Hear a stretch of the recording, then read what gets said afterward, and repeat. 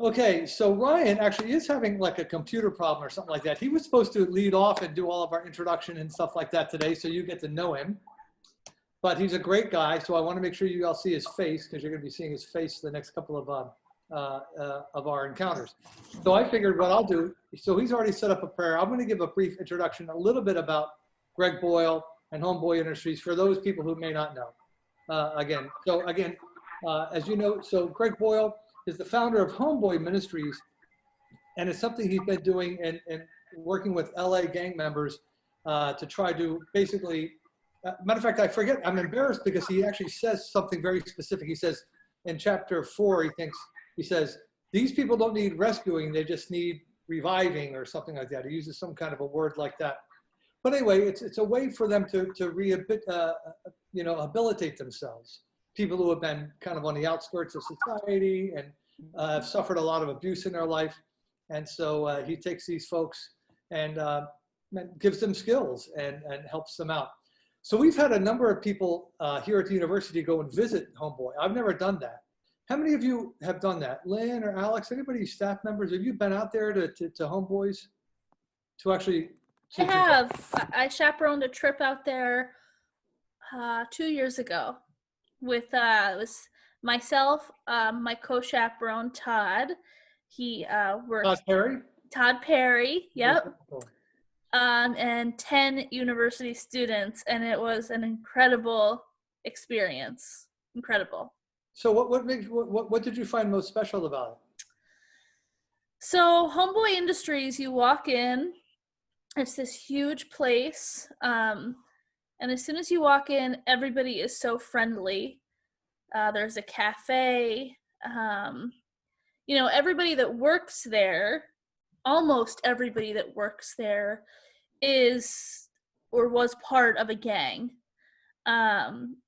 And I guess the craziest part about that is that, a lot of them are rival gang members. So, former gang members that were in rival gangs, and it just goes to show how,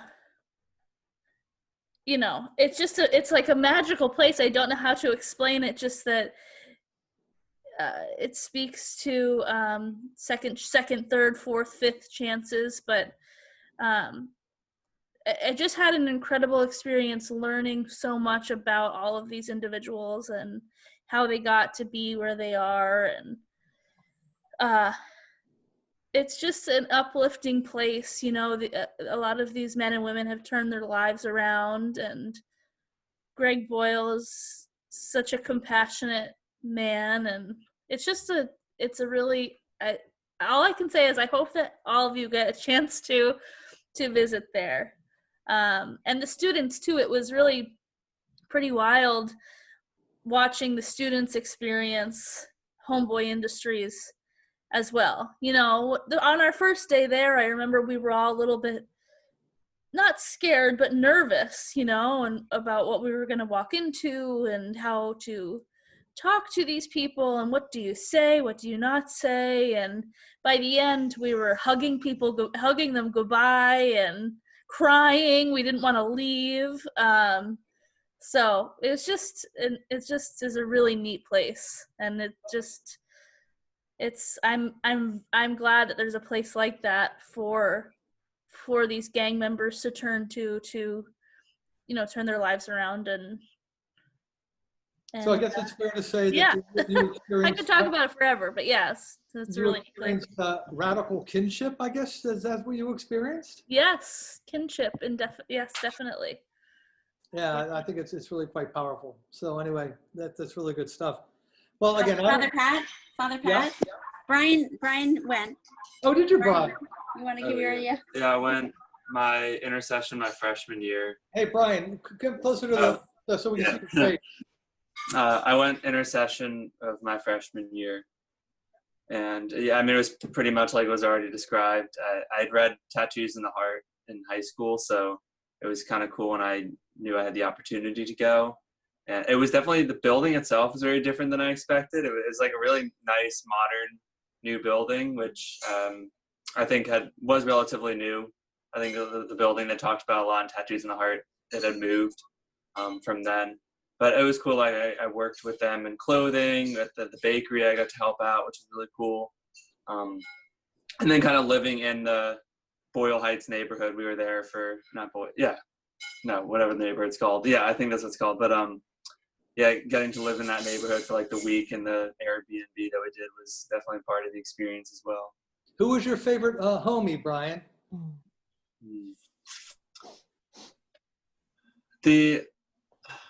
I liked the guys in the bakery. I don't remember their names, but the ones we worked with there were cool. They funny? They were all great. And very welcoming, I presume? And yes. Yeah, very. So have you read this Barking at the Choir? No. All right, I'm going to send you a copy. He's a graduate. I can do that. So I'll send you a copy.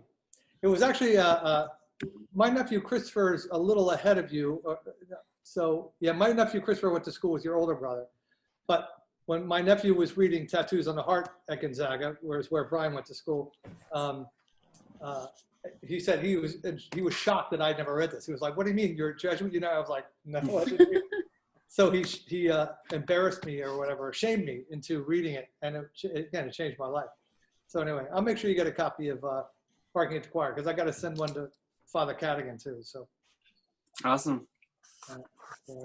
Yeah, I don't see our friend Ryan Sheehan, so I think I might as well. I'm going to have to go pray. What do you think? Let's pray.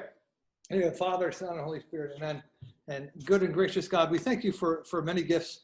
Thank you for the gift of today. We want to thank you especially today for the gift of the University of Scranton and all these beautiful students that graduated today. We ask you to continue to bless them and keep them in your close and tender care, especially as they go out into a job market that's volatile. Again, there's a lot of volatility in our nation right now. So we want a special blessing for all those graduates and for their families. Let's also bless all the cities and neighborhoods that are experiencing violence and rioting, and that we may find peace in our hearts, and not only in our hearts to solve just the problems of the let's say the rioting or whatever that may be, the looting, that we may really take a deeper look at the way that we treat each other, and that radical kinship can be something that just flourishes in our time, in all places, in all nations, and especially in our nation. And we ask this in God's holy name. Amen. Amen. All right. So again, I found this book incredibly efficacious. Hope you did too. And so I don't know if anybody wants to start off with any overall comments about anything that they I've got plenty to say about it, but again, I want to make sure that we're getting what you all have to think and say about it.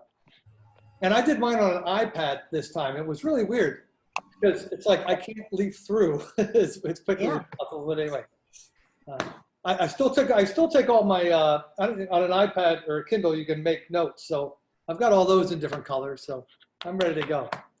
Anybody want to start us off with a question or a comment? I'll start out with a comment. I just think it's a very timely book, given all the unrest we've had around the country in the past several days, and the whole idea of trying to look at a situation in the sense of the awe of it all and less in the judgment, so that you can appreciate the situation that someone is coming from before you understand that they're part of God's plan, and go from there, so that it's less a judgment-based and more a compassionate-based situation. Amen. And Janice, actually, you know what might be interesting for us to do? What's your, are you a parent or are you an alum? And what year might you be? Both. Both. Oh, that's fantastic. Yeah. That's fantastic. So do you want to say your class? Is it an awesome class? Well, no, I was in graduate school, School of Education, Math Education in '95, and my son will be going into his sophomore year. Hey, fantastic. Yeah. All right. Well, yeah, that's true. I love that the way that he talks about standing in awe of people. It really, yeah, he stops us in our tracks, or at least he did me at times. He just stops you in your tracks. And I see the bearded one. Look at this guy. hold it. Ryan Sheehan was just there. And then Alex, now it looks like, anyway, I have no idea where he went. Yeah, I let him on a couple times. A couple different Sheehan names came through. Well, again, Maybe he doesn't have great internet or something at home. I don't know. well, we'll get it figured out. But again, that sense of awe. Did anybody else find that as well, or that sense of awe that's pervasive in these words? Yeah, I think what I found so amazing is how joyful these people were, even though their lives were things we can't even imagine, but they found joy in such simple things. Amen. And Susan, are you a parent or alum? I am a parent. My son will be a senior next year. Oh, fantastic. And what is he studying? He's a nursing student and he'll be captain of the swim team. Oh, fantastic. That's really awesome. I love to go to, I've seen him swim because I've been to meets. So. All right. Well, then you've seen me selling things at the bake sale. Amen. I bought stuff at the bake sale too. Okay. I can't help myself. I mean, if there are brownies around, I got to have them. Just saying. I'm weak. You know? Jack, I see that you have your hand raised. So where's Jack? Oh, Jack Smith? Jack? Yeah, I'm here. All right. Do you have your hand raised?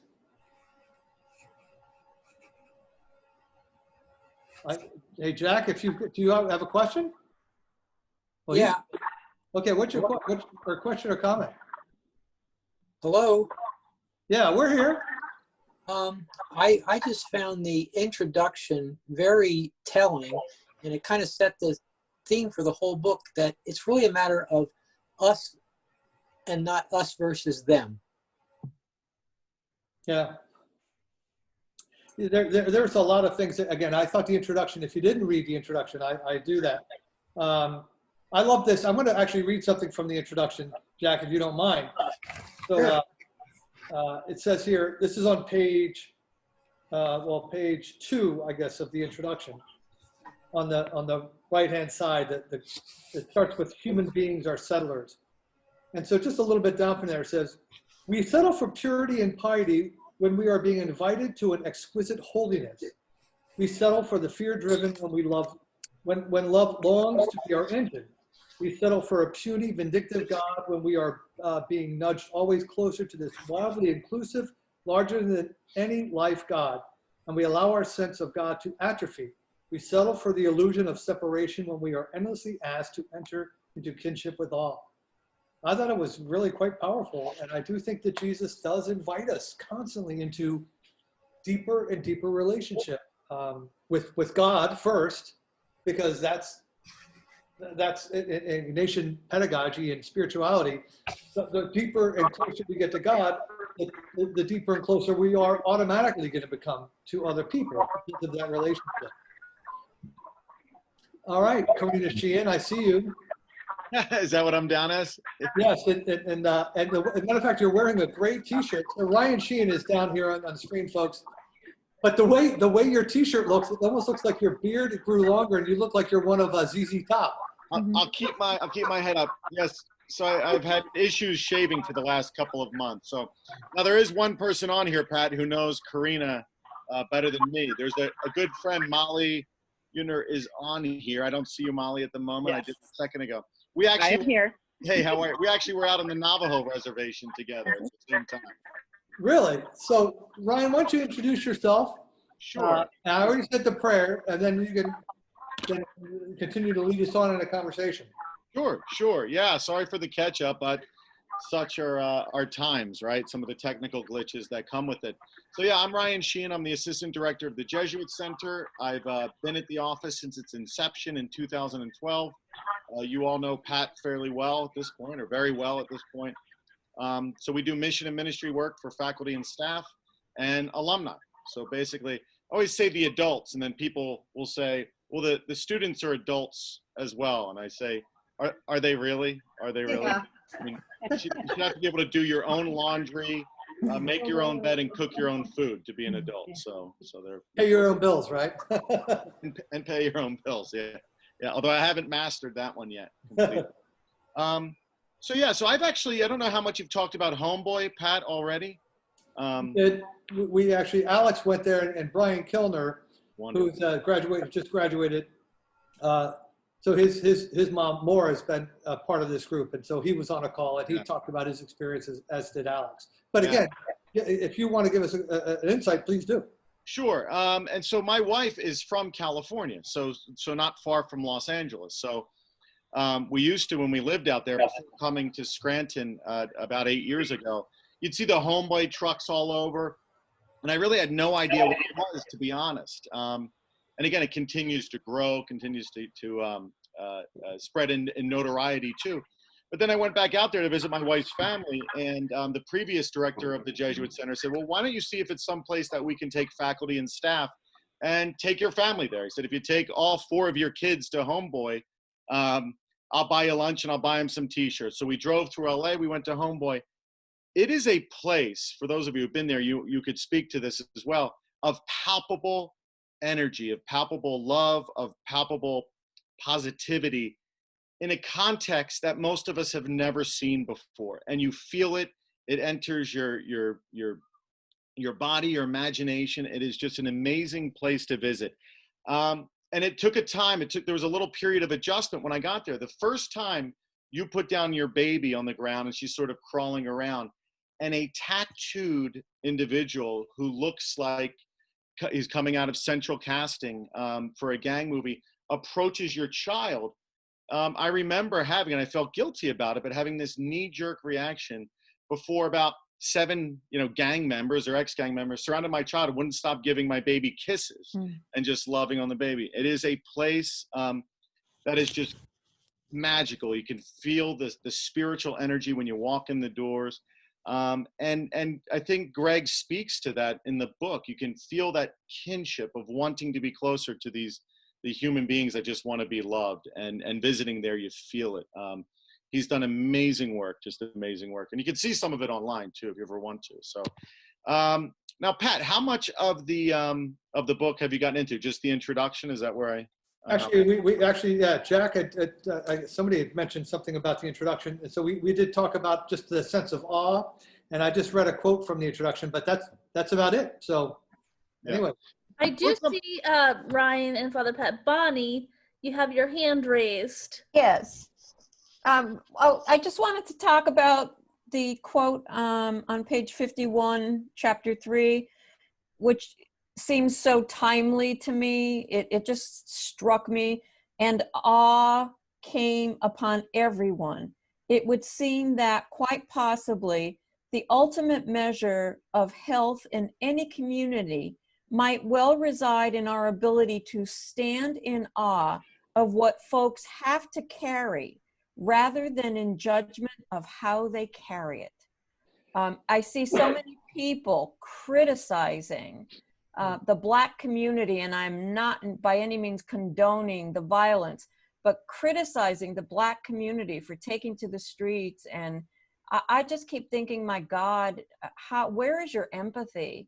Where people, they are lynching Blacks again in the streets, and legally so. Where is your empathy? How could you not see what this community, how this community is suffering and what they've had to carry?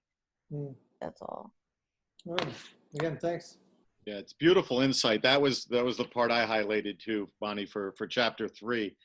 That's where Boyle, right? He was he really said he'd been focusing. I think he said when he was reading the Bible, he was focusing on Acts and reading it. And he said that's sort of the metric of a community, right? Is how he sort of framed it. The metric of a community, right?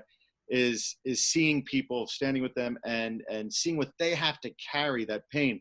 My son asked me about that situation today because we're watching on the news. He's only 10, so processing it is difficult. He's been exposed to poverty, different ways. Molly, we've taken him out to the Navajo reservation, taken him down to El Salvador. However, he's seeing this pain and he can't make sense of it. And to try to say, son, what's bubbling up, what's pouring over just isn't right. And I don't even mean the looting or the rioting, but what they're feeling inside. For human beings to be driven to that is absolutely heartbreaking and sad. So desperately trying to find the words to explain to a 10-year-old, these aren't different people than us. These aren't different human beings, but people that are suffering, and this is how it's showing itself. I didn't have to go past what Boyle talked about Right. in the book to try to find the context. Right, and it reminds me of King in the letter from a Birmingham jail when he says that the voiceless are going to become violent unless you listen to them, unless they're heard. This is what happens. This is exactly what is happening now. What our community is sick. It's ill, very, very, very critically ill, I think. Yeah, Bonnie, I'll back up in a second to give people time to talk too, but it's important too, the historical context of Homeboy and Greg Boyle. He was criticized for what he was doing at first. You can go and see some of it on YouTube, and how dare he go out there and get in the way of community leaders and police and other people. Why are you going out to these helpless people? He was mocked, he was ridiculed. It took him a long time to say, these are human beings suffering. These aren't gangsters that should be disposed of, but human beings that need help. And it wasn't an easy journey for him. It's easy to look at it now and say, look at all the success and notoriety. But he was mocked, he was ridiculed for going out to those people. I highlighted the quote from page 57, "A judgment takes up all the room for loving." And that really jumped out at me. And I think that phrase can apply to almost every single person that he spoke about in the stories, especially the young lady named Letty, L-E-T-Y was her name. And she, like many of them, had a very abusive childhood, which is why they found solace in the gang and got mixed up with doing the wrong thing because they found security in that group. And you know, that's the whole psychology of gangs. But as she was speaking to the author, she said, "I wish you were God." And he said, "Why?"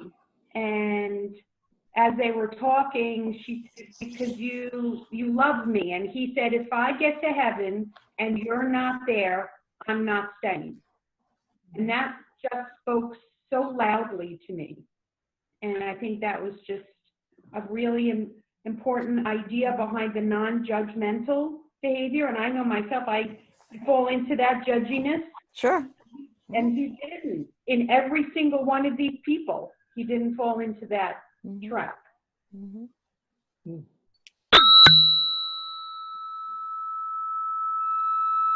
Uh-oh. Oh, so we've got two hands raised. Mary O'Neill. Yep. Hi. Hey, Mary. So I'm really enjoying this book, and given a lot of things I like about it, I like his ability not to get sucked into ceremony. And, you know, as a mother of children who disrupt a mass every now and again because, you know, they act up, I loved that he didn't have to be kind of fixated on having the ceremony go as it was supposed to go. I like that he could just step off the pulpit and go down and do what he needed to do. And I, right now, am having a lot of trouble with having awe run in both directions. I feel like awe is a downhill state of mind with flowing towards these people who need our awe. And I'm having trouble manufacturing awe for a power structure that is wealthy, white, and likes to make rules that serve themselves. And I'm feeling very judgy about the way this country is being run and who's in power and how they stay in power, and that awe is not enough. Awe is I don't know what awe is. It's just, why should a certain segment of the population have to rely on our awe that is granted or withheld, but not systematically applied? Anyway, I'm just not that happy with things right now. Well, before you go on to the next person, there's a great quote about that on page 52, actually, It says, progress. All compels us to try and understand what language her behavior is speaking. Judgment never gets past behavior. So again, in Ignatian terms, one of the things that we're always compelled to do, at least Ignatius will say this. Let's say, again, just like you said, Mary, there's a frustration with a power structure thing or how we're feeling. A lot of us are feeling that way. But we can pray for the grace to actually have the grace to pray for those people. So let's say, for example, even if somebody has offended you in your life or something like that, and you're having trouble forgiving somebody or something that happened in your life, you can always pray for the grace to have the grace to do that. That may sound convoluted, but it does work over time. And so you just, I can't forgive that person right now, but you know what? I'm going to pray for the grace sincerely to one day be able to do that, to understand, or whatever that is. So I don't know if that makes sense, but that's, Ignatius tells us that that's one way to look at that dilemma. So thanks, Mary. Alex, somebody else had their hand up, I guess? Yeah, Mara? Oh, hi.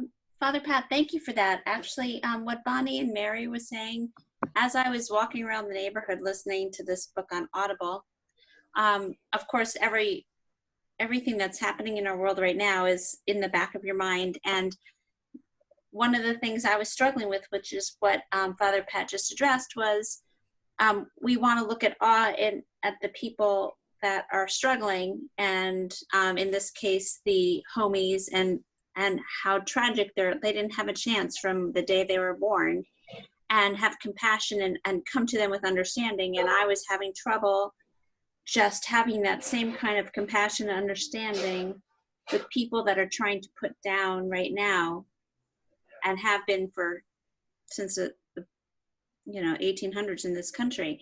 And so that's very challenging, and I'm glad Father Pat brought up that feeling of St. Ignatius right now, because I think we have to challenge ourselves. It's easy in some ways, I think, to try to find awe and compassion for people that are suffering so much, and it's harder to dig up that same awe and compassion for people that we might not agree with. Amen. I think Marie had her hand, literally physically hand up. Is that right, Marie? You're muted. Marie, we can't hear you. You're muted. Is it Marie R? Yeah. Can you unmute her? Let me try this. We're trying to get you unmuted, Marie. There we go. Marie? That's me. Okay, yes. We can hear you now, Marie. Okay, thank you. First of all, I like the way the author wove all the Ignatian philosophy, theories, and goals into the stories, because he just didn't list them. In every story, you could see the goal, the Ignatian theme. And it was also very interesting that when he first started, he realized that the best way to increase self-worth was for people to have a job and to do something in a community which brings satisfaction and a reward, no matter how small. So I think the basis for his success was due in part to that combination. It'll be interesting now, and I think it poses a very serious question for all of those involved in helping others in social work to deal with the current situation, especially with unemployment. The gangs you can recognize, but now I think there exists in homes families where there are silent victims. Amen. That we won't know down the road. We won't know until down the road how this whole situation hasn't affected everyone. But I think it's a beautiful writing. It's easy to read.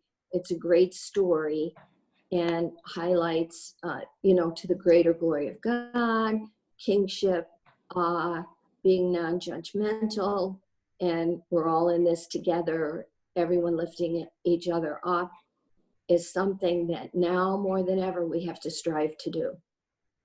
Amen. Preach. I didn't do that. I pictured you being much older. Who, me or Greg? Yes, I did. Yeah. And Oh, I have my two daughters graduated from the university. One is a physician, and my younger daughter graduated in nursing and she got a master's in nurse practitioner, and she teaches a practicum in nursing. Oh, fantastic. Yeah, at the U. That's I have a son in graduate school, by the way. They're all old. Well, good for you, Marie. So I'm a parent. Right. My husband was a graduate too. Yay. So I'm the only non-Jesuit in the family from non-Jesuit education. We love you. I went up the street to IHMs. Well, they're wonderful. Are you kidding me? They're much more holy than we are. Great. So, thanks, Marie. Thank you. Dan, you have your hand raised, Dan? Let me Oh. Hey, Dan. Oh, Hello, still here. Hello.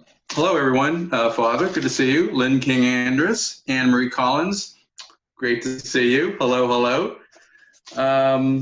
So I'd read Tattoos on the Heart, so I was very excited to see that we were going to discuss this latest book. But Father Boyle challenged me early on in this book, even on page 21 at the bottom, where he talks about when he does presentations and gets asked whether he has ever lost his faith after burying 220 homies, and then he says on the next page, I never shake my fist at God after tragedy. After all, what did God have to do with it? I'm never inclined to see God as an accomplice. So that kind of challenged my view of God's will and discerning God's will. And then back up to page 24 at the very top of the paragraph there when he says that, and I get what he says before that, but then he says, I believe that God protects me from nothing but sustains me in everything. And I certainly believe that God sustains me in everything. But I believe that he does protect me in a lot of things. So that, I guess this is just a comment, that those views kind of challenged my views about God's will and God's role in our lives. Amen. Anybody else want to comment on that? I've got something to say about that, but I don't want to jump in if other people. I do. I found that very comforting. As a matter of fact, I have a star beside it because I always fall into that trap and have always fallen into that trap of when people say, God saved me. And I would think, like Father Boyle, well, then what about all those other people? What about the 3,000 people that died? Where was God for them? So I found that very comforting that I'm not the only one who feels this way. And actually a man of God feels this way too. And I kind of have the belief that he has, that he sustains me, but I'm not going to point the finger at him and say, you did this to me or you did this for me, if that makes sense. Okay. Other thoughts, comments?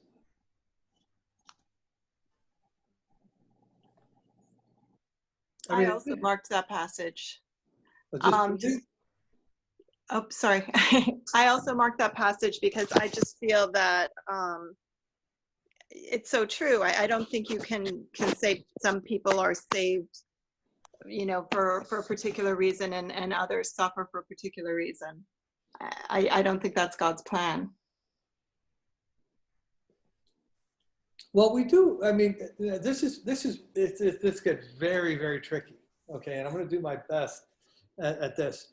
This is the problem of what's called theodicy, the problem of evil in some senses, and that's a strange way to look at it. But because even in the old days, when I say the old days, like the Middle Ages, when they're really trying to sparse out these questions in this scholastic kind of philosophical tradition, death was seen as like something evil. Again, Adam and Eve weren't going to die. They had immortality until they were, kicked out of the garden. So because of sin, death has become something evil. And that's had its own issues. All of us, of course, are going to die, but we do pray to God for protection all the time, as Dan said. We actually do pray for that. We do prayers of the faithful. We pray for people who are sick. We ask for recovery, things of that nature. So we do pray for those things. And actually, St. Ignatius, actually in his instruction to Jesuits who are teaching in our high schools and colleges, one of the things he said, and I do this with my kids here at the university, I remind them, he says, remind them all the time that they have a guardian angel that's looking out for them. So my kids might think it's hokey, but I don't care. I like hokey. So I always want to remind them that they've got a guardian angel. So there is, we do pray for those things, but again, what I think the point that Greg is trying to make is, listen, death is going to happen to us. Things are good. Things are going to happen to us. God does offer God's protective care to us, but things are still going to happen to us, but that God is the one that sustains us in life or in death. So I don't know if I did anywhere well in that, but I'm going to pass this off to my colleague, Ryan Sheen, and see if he can do better. Dude, you look like he could be on Duck Dynasty. Look at him. You could. Yeah, I'm not ready for Code Yellow in Pennsylvania. I have to do some basic grooming first. Yeah, we got to before I leave the house. No, I think you nailed it. Anybody else have insight into that? That's a tough one. It is a tough one.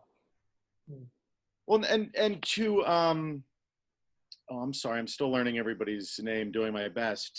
The previous point, even about awe, and this piece about God's presence in chapter 1.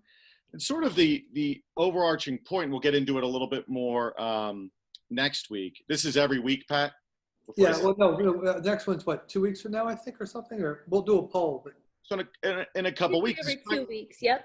Every 2 weeks. So trying to move from, even sometimes when we have love for people on the margins, or we think we're including them in our tent or in our circle, it's innate to still treat people as the other in some way, to hold them in awe, or to be all of our fellow men. The deeper meaning, and we'll be teaching this book, Pat and I will be teaching it. Bonnie, I'm not sure if you are, but I know some of us will be teaching this in the fall. And is to try to get it across to our 18-year-olds that it's not just seeing them in some loving way, but to treat them and truly see them in your soul as equals, everybody. And to see that's truly the kinship that Greg speaks of. I think that's the challenge that goes through the book. But it's also easy to look at people who we want to be sympathetic for, people that are suffering, and hold them out as equals, or at least strive for that, or to see how much God loves them and strive. It is tough when we may look at politicians or news sources or people that anger us on a daily basis and do that. I don't think Greg Boyle's challenge is singular towards people just on the margins. It's trying to cultivate that. And that's a serious challenge, I think, for all of us, but one that St. Ignatius would surely push as well. Kind of a different, going back to chapter 1, just sort of after the part that you were talking about, Dan, on page 26, a quote on that page is, God is too busy loving you to have only time, or to have any time left over to be disappointed.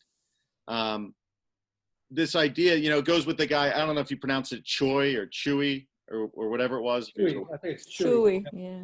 Chewy, like a Wookiee, who said, like, the dude just shows up no matter what. And you see these young men who are just suffering from these traumatic pasts, who really see, or at least learned the truth, that God's always present. But how hard it is to be able to move forward in our lives, or to see other people truly as equals and human beings, if we can't forgive ourselves. And in doing so, really, we're not forgiving ourselves, but recognizing that God forgives us, that God is always present, and that he's never that disappointed in us. I think it's important that he starts chapter 1 there. and shows how hard it is for these young men and young women who have committed, some cases, these horrendous crimes, but saying, hey, kind of does flow from this, just this simple recognition that God's always present. And I think it's hard at these times. Pat and I talk about this all the time, with the days blending into days, trying to figure out if it's Friday, Saturday, Sunday, Monday. I don't even know what the difference is now between a Monday and a Friday. And trying not to let anxiety or fear or any sort of trepidation take over. It's an important chapter at the beginning, just understanding God is present with us, even during this time of great unknown and suffering. And there's it's a good launching point for the book too. Amen. We've got a couple other hands raised. Molly, I know you've had your hand raised for a while. Oh, not for anything most important, but I graduated in '98, and my friend Carolyn is also on the call. Carolyn Silva Callahan. So, and Ryan and I have known each other for, over 20 years now, and his wife is my best friend. So I think it's amazing to be on call with Ryan too. But I really enjoyed reading this book, and I just had I also read it on my Kindle, which is weird for me too, and felt like I was highlighting so many things. But Ryan, on the page after what you had just spoke about, I think it's on page 27, there was that quote there was the homie named Eddie who explained it this way: God is that person pushing the shopping cart and going through your garbage. Sometimes we don't want him to go through our garbage, but he tells us that he wants to. That's how it is, I think. God holds our garbage and recycles it into love. And I just loved that. And I loved just how simple in a way that those words are, but how profound that image and that message really is. And it really can speak, to all of us. And I just love how all of his stories, the homies' insights are so amazing. Like, I just could never even think of their insights, and they're just, so genuine and so authentic, and they really get at that vulnerability. Like, I feel like they're really showing their vulnerability, whereas sometimes I'm not always as able to do that. So it's really a good lesson in all of that. Amen. How about Anne-Marie Collins? You have your hand up? I'm sorry.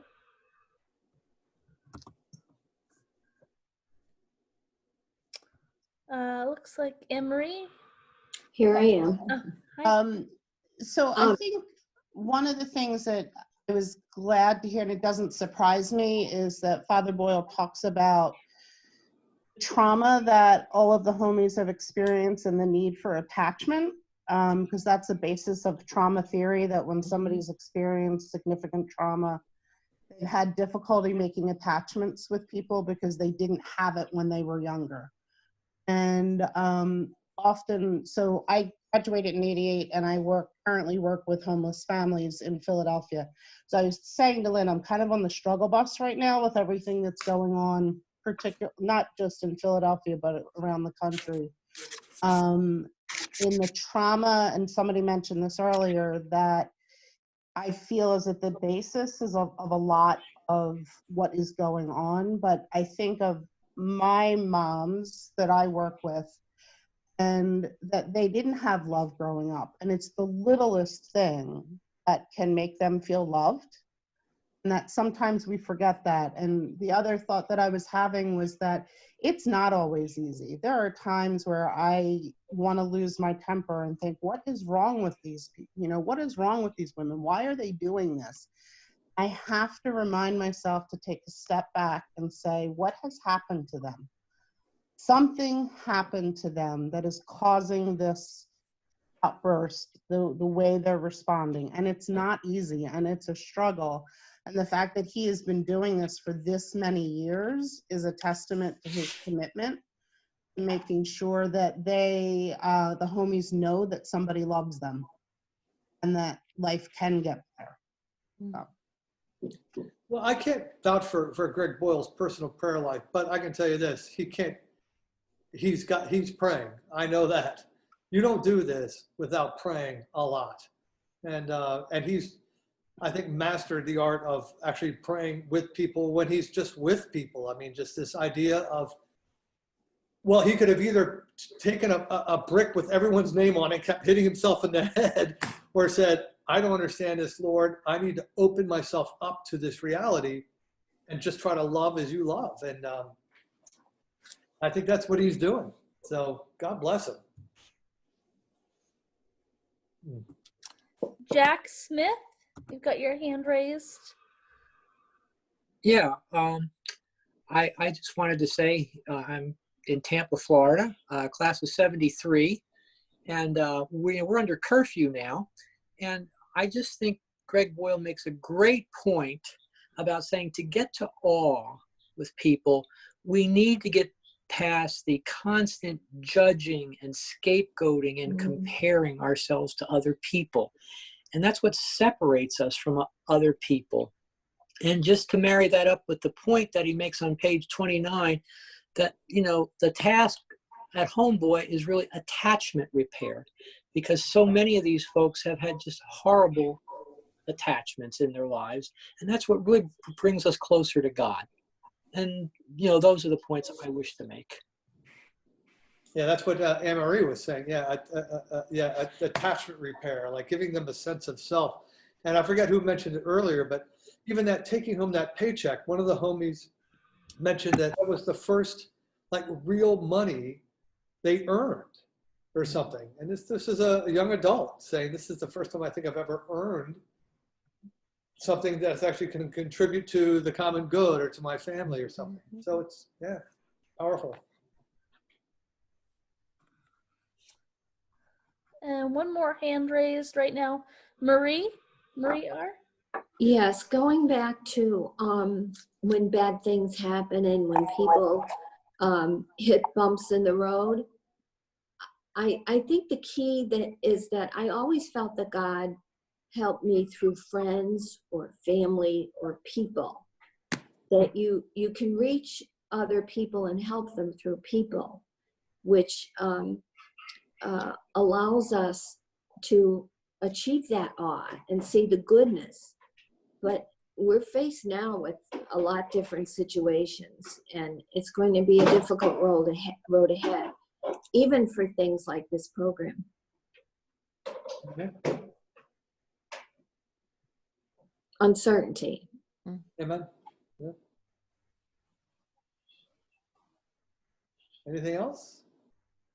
I found it interesting that the definition of object constancy, and I've read this in articles because it's the capacity to hold on to the sense of a caregiver, even when that caregiver isn't present, and how many of the stories they related to a parent or a step parent or a friend. And I remember reading in a book that when you, as you grow older, and especially when someone passes, the best of your memories live on. However, there is a natural tie between the child and the parent, whether it's good or bad, and they hold on to that for whatever, in whatever degree. Amen. Tom, you've got your hand raised. Oh, thank you. I was trying to find the mute button. Tom Mullen, class of 1970, so 50 years gone. The curfew here starts in about an hour and 5 minutes, Rochester, New York. The whole passage around not judging, and then the comment about God is like a caring parent who doesn't say anything bad to a child who has a picture of a tree that looks like a bad scribble, but says how wonderful it looks. That's been my experience with my 3 kids and my 6 grandchildren. Yes, Jack. And I only got this book in the mail yesterday, so I've actually almost finished the 3 chapters, but I know I have to go back and mark different passages that really struck me as I went through. I like the format given, as someone else mentioned, the homeboys and the homegirls' stories, driving home the points. Amen. But we need very much to be in awe. I'm also reminded of Covey's seek first to understand, rather than the people around you. Not that they should understand you. The only people you can actually change after years of trying to do this with my kids is yourself. Amen. So it's how we approach things. You can't do anything to change people. You can only change your reaction to them and what you can do for them, that they might go in a different direction, good, bad, or indifferent. Then you have to walk with them to learn as much as to help if you can. And Tom, you're right. That takes time. And again, It does take time. It's lot of a energy exercise. Yeah, and frankly, I think it's holy to really accompany folks. Again, those who are struggling, those who are hurting. It's a sign of solidarity that the human condition that we are going to say, no, you're not alone in this. And part of, well, at least what I've read about this well, of course, the violence has gone against African Americans, and law enforcement has been clear for a while, but this idea of just being like, no one's listening to us. Are people in solidarity with us? Do people care that this is happening? Yeah, and so, yeah, it's tough. My church runs a supper program, and my wife and I volunteered for a few months. Too many people volunteer for service time. But it's a wonderful experience, and I recall very early as I was serving food, getting ready for that, my first few nights there, someone said to me, see all these people that come for the meal, you have no idea what their lives are about and why they're here, but you are able to give them a warm greeting and a respite from all the pressures in their lives. Amen. Amen. All right. I can't see. Oh, there we go. Donna. What do we got? Hi, I'm a parent of a rising senior. Actually, she's officially a senior. And I just wanted to say, I love listening to everybody's share from what they got out of the book, because as they were sharing, I received different things, and that through them all, we're all doing, I feel, what Christ wants us to do, and that's walk with them in their sorrow, and it's making us more understanding wherever we are in our journey. And I just think that Father Boyle's a genius, because he's touching us like the scriptures do, and St. Ignatius. So Amen. Thank you, Father Pat. Amen. Carolyn? Right. Who's up? Yep.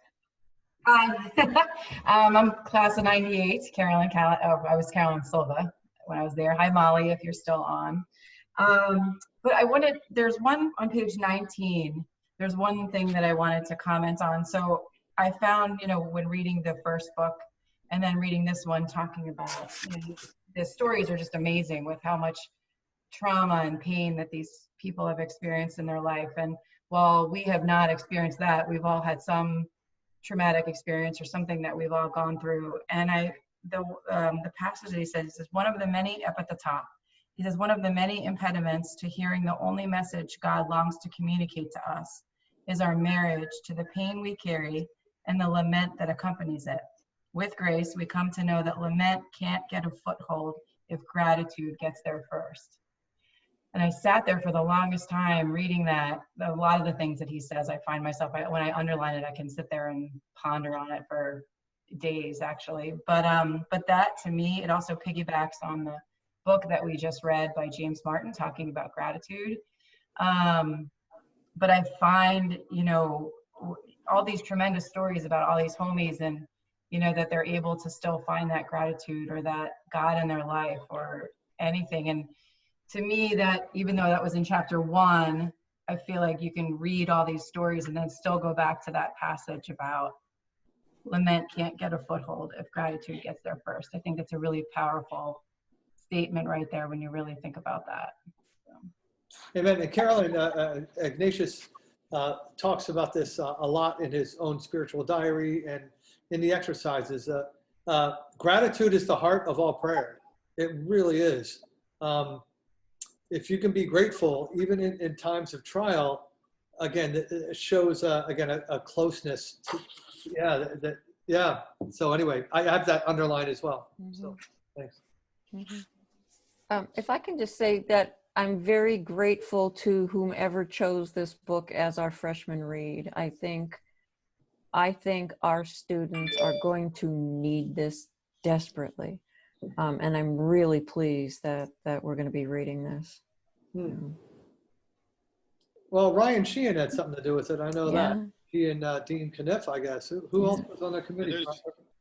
No, there's a committee, really good people, and Teresa Gritano is on. Teresa, yeah. Yeah, they do just a really good job, and it's the Holy Spirit touched this one. Yeah, this is prophetic almost. It really is, and we just had discussions. This is good for everybody. It's just wonderful. There were discussions with about 40 faculty just earlier in the week. Again, I'm trying to remember what day it is, but I think it was like Wednesday or Thursday. It was just great discussion, an introduction on how important it is for our incoming freshmen in this time to use some of the principles here as healing and sort of a way of proceeding moving forward. I couldn't be prouder of the university for selecting this book. It's wonderful. And Bonnie, you teach first year writing, or what do you teach? I teach first year writing. I'm teaching advanced comp starting tomorrow for the first time, and I teach digital writing and rhetoric. Cheers, yeah. So yeah, because Ryan and I, we're going to be teaching this to our students, and it's going to be great. I can hardly wait for them to. And actually, we were talking to Lynn. Ryan, I already told Lynn we're going to be talking to incoming freshman parents about this book too, and so we're going to give them the opportunity to read the book along with their students. So I'm not actually sure if I'm teaching first year writing in the fall. I hope I am, but I don't know what my schedule is, but I will absolutely use this if I'm teaching first year writing. Amen.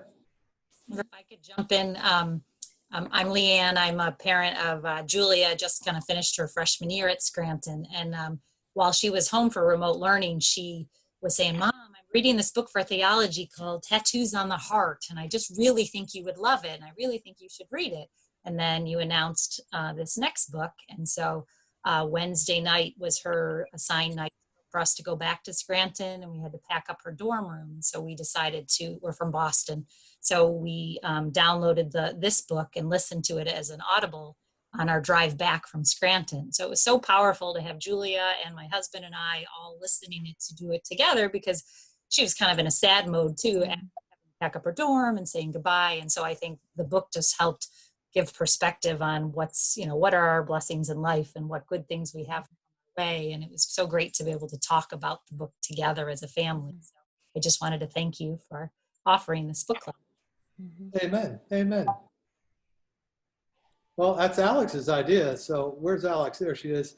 People keep changing spots. I don't know why. It's kind of like, it's like the Brady Bunch has gone crazy or something like that. But Alex, this was your idea. So thank you, Alex, for this. Not my idea. It was definitely a group effort.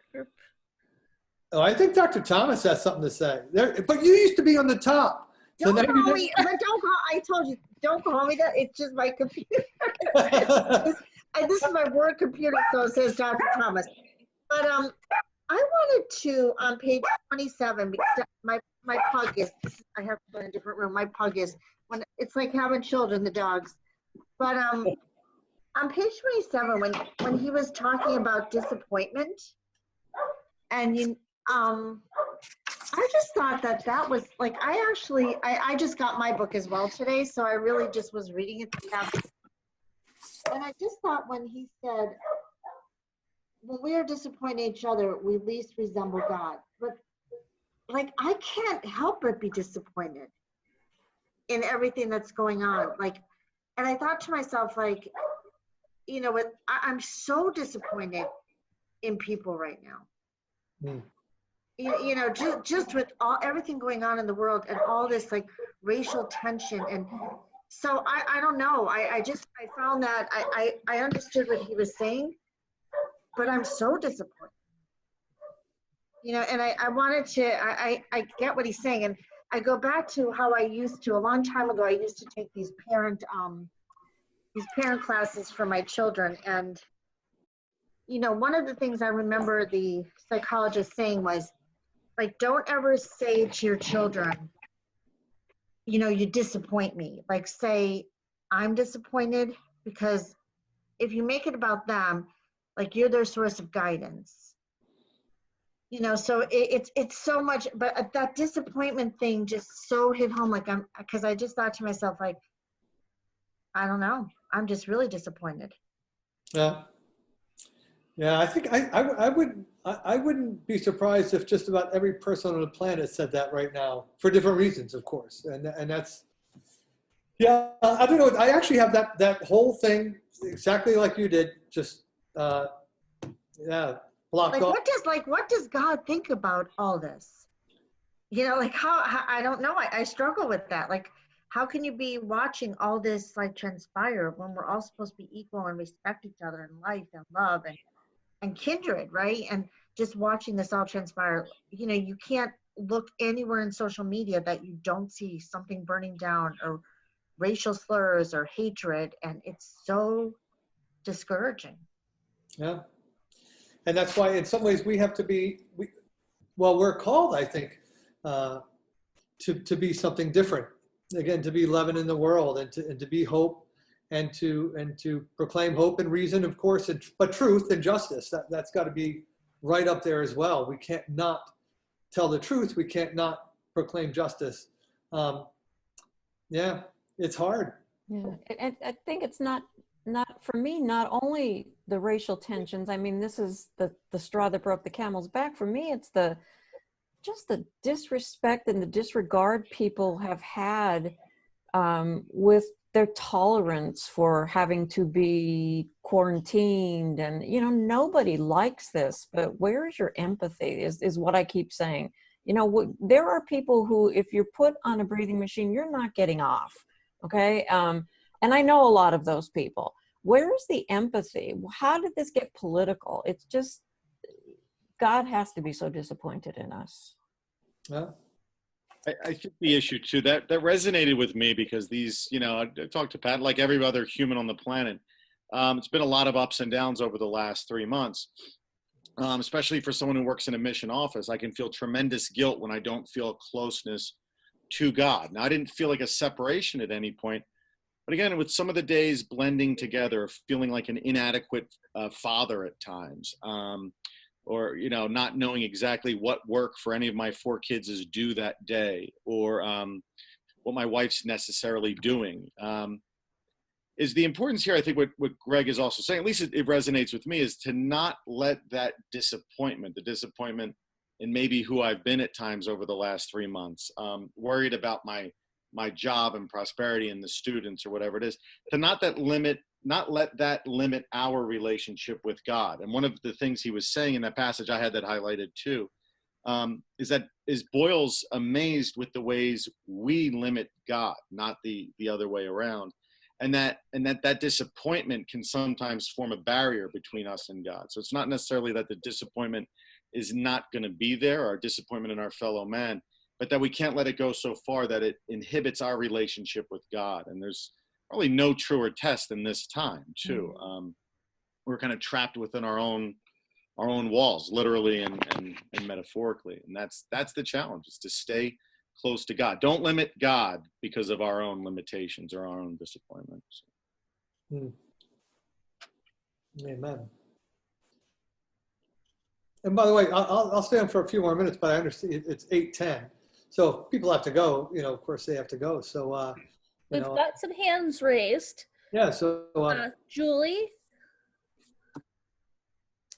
Hi. Yeah, I noticed on the introduction on, where he's on page 6, and he's talking about when he first started, and he said, my speeches would rail against the indifference and how the young men and women I buried seemed to matter less in the world than other lives. I eventually learned that shaking one's fist at something doesn't change it. Only love gets fists to open. And I was thinking about that in context of everything that's going on now. And I just feel like, I'm just wondering how we can share that love or make a bigger difference in the world. I mean, he's obviously making a huge difference with his group, but I'm thinking of those of us, here in this book group, what we can do. I think it's going to be different for every person, depending on circumstances and what people are doing. I think one of the things that I think would be important as people who are engaged, and frankly as royals, would be to say, well, on some level, we have to fight for justice. I think that there is truth and there is justice. There is real truth. Not everything is faith. There is a truth, and then we have to fight for justice. Who's being hurt? Who's oppressed? And we have to keep doing that. So it's not like again, it's not like women are even fully equal like right now. Even though they are on paper, so to speak, just like African Americans are, there are still issues with pay or with, again, the Title IX stuff going on on campus with proving sexual assaults now that have been rolled back and things. It's just making it harder to do that. So we have to continue to fight for truth and for justice as best we can in our own communities, because it's going to affect different communities in different ways, I think.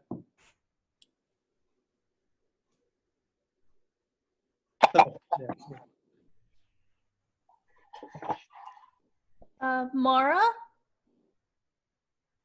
Oh, thank you. I don't know at what page Father Greg talks about this, because I'm doing it on Audible, but in hearing everyone talk, and everyone is in so much pain right now from what's going on in the world, one of the things that comes across is Father Greg talks about just being in the present. And I think that, like, at least for me, that when my mind starts going backwards or forwards is when I stressed and I feel like I can't be the best of myself. But if I just stay right in the present moment and appreciate what gratitude and what we have there, because it is very overwhelming. And I'm not glad everyone's having the same struggles, but I'm glad I'm not alone in it. And this is very helpful. Amen. Mary O'Neill. Yeah, on page 59 was a paragraph that I found very compelling about sweating the small stuff, and how many people in this country are a flat tire or just some unforeseen circumstance away from being set back immeasurably in their progress forward. And I just keep coming back to, and forgive me, I'm going to draw the philosopher Hegel into this, but in his philosophy of right, when he talks about how poverty is produced in a commodity producing society, he talks about how you can't rely on the goodwill and charity of people to address systemic injustices. You can't, one year you might decide that, pets are your flavor of the day, and the next year you decide that everyone needs a turkey on Thanksgiving. And that isn't the way a society can be predictably run. And I think that, I just feel like awe and gratitude and all these feelings they feel somewhat capricious and less stable than if our society had these mechanisms built in, that there was a predictable safety net, that people had access to the things they needed to get ahead and not feel the trauma of the everyday. Because I can't imagine what it feels like to wonder, what am I going to do when I run out of Pampers or toilet paper or a flat tire?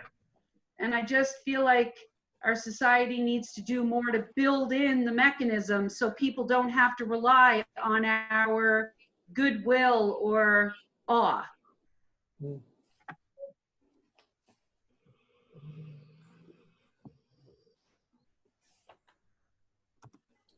Any other hands? I see one more hand, Marie.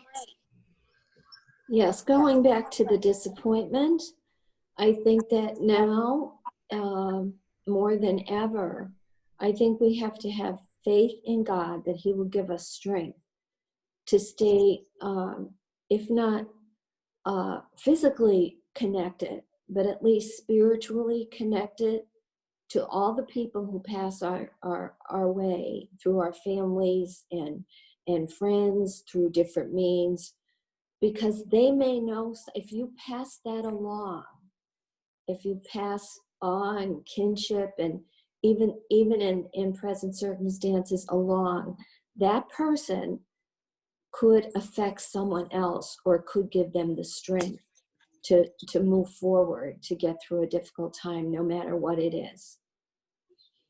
That's the Ignatian model, right? I mean, that's why Ignatius and the early Jesuits got into education. It was that whole, the effect. You teach a few today and they go out tomorrow and they make that change. That's how, right, at an institution, you're all alumni, how we move the ball, right? We just influence one person or one group of people at a time, and we hope that they become the change agents, right? That's where we put our money where our mouth is how we deal with others and how we hold ourselves out to the world, and hopefully how we influence others, and that's where we take it to the next level. That's why we're doing this book with our first year students, to try to plant that seed in their 18-year-old hearts and imaginations, so that's it. I think that's the name of the game, Mary.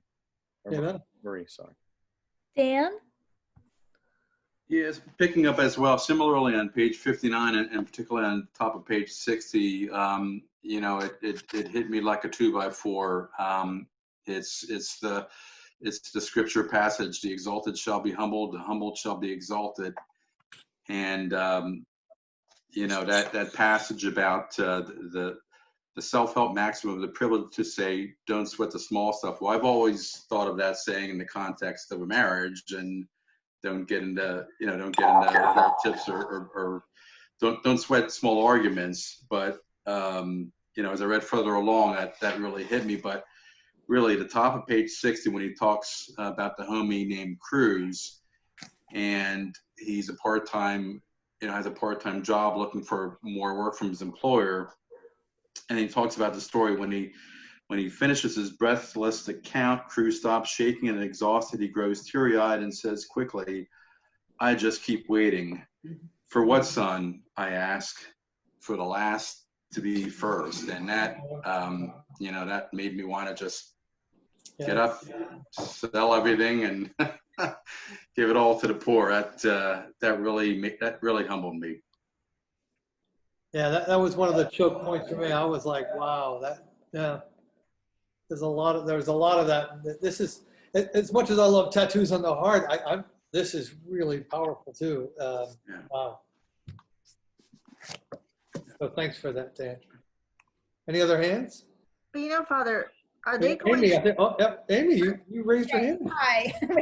I just wanted to comment on something that I think Brian had said about the Jesuit mantra. And I first got introduced to Greg Boyle through attending a campaign for fair sentencing of youth. And it's an organization that was founded, and the executive director is a Boston College alum, and talk about, Jesuit education and paying it forward. And I got involved so my nephew is very involved with the organization, and it's about really abolishing life without parole for prison inmates that are convicted as children. And obviously in 2012, the Supreme Court, said that they couldn't do that. And I think they're about halfway through the number of states that are kind of ratifying it. But I've been able to go to a lot of their conferences and convening, and just am so inspired by these people that were sentenced at age 13, 16, and now they're 40, 50, 60, and just how they've just kind of been able to kind of turn their life around. And the one thing that I wanted to plug for Scranton, and you probably can know this, Father, is the retreat that Scranton has had for the campaign. I think it's the ICANN members at Chapman Lake. That is really, it was really gratifying to me when I went to the last conference to hear, you know, kind of Scranton, Chapman Lake opening their doors to these people. Amen. Amen. Yeah. Thanks, Aim.